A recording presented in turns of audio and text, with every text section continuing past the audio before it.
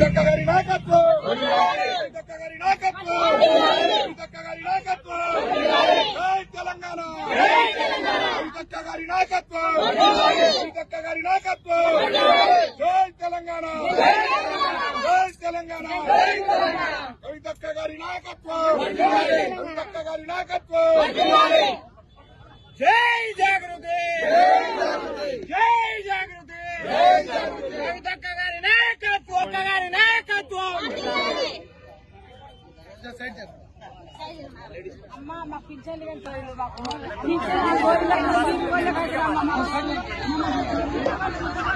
చూడక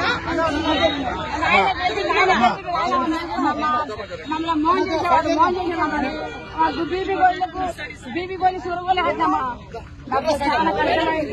జాగృతి జనం బాటలో కార్యక్రమం కూడా మరి మహబూబ్ నగర్ జిల్లాకు రావడం జరిగింది. మహబూబ్ నగర్ జిల్లాలో జడ్చర్ల, దేవరకద్ర, మహబూబ్ నగర్ ఈ 3 నియోజకవర్గాలను కూడా పర్యటించి అక్కడ ఉండేటటువంటి సమస్యలు వాటన్నిటిని కూడా విజిట్ చేసి ప్రత్యక్షంగా పరిశీలించి వాటిని పరిష్కరించడానికి తెలంగాణ జాగృతి మా వంతు ప్రయత్నం మేము చేస్తాం. అల్టిమేట్ గా ప్రజల నుంచి ఇప్పుడు ఉండేటటువంటి సమస్యలు ఏంటివి, వాటిని ఎట్లా పరిష్కరించాలి అనేటటువంటి విషయాల మీద పోరాటం చేయదలుచుకున్నాం. దానికోసం ప్రజల మద్దతు కూడా కట్టడానికి ఇవాళ వస్తా ఉన్నాం. అనేకమైనటువంటి ప్రామిసులు చేసి అనేకమైనటువంటి మాటలు చెప్పి కాంగ్రెస్ వాళ్ళు ఇవాళ గద్దెకెక్కడం జరిగింది. 2 సంవత్సరాలు గడిచిపోతున్నది.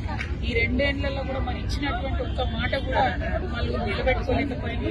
ఫ్రీ బస్ ఒకటి ఇచ్చింది తప్పితే పెన్షన్ పెంచడం కానీ, ఇల్లు ఇవ్వడం కానీ, ఉద్యోగాలు ఇవ్వడం కానీ, మహబూబ్ నగర్ జిల్లాలో ఉండేటటువంటి ప్రాజెక్టులు పూర్తి చేయడం కానీ ఏ ఒక్క కార్యక్రమంలో కూడా వీటన్నిటి మీద ప్రజల దగ్గరికి పోతాం. అన్ని నియోజకవర్గాల్లో ఈ 3 నియోజకవర్గాల్లో ప్రత్యక్షంగా ఉన్న సమస్యలన్నీ కూడా చూడడం జరుగుతుంది. Thank you. జై తెలంగాణ.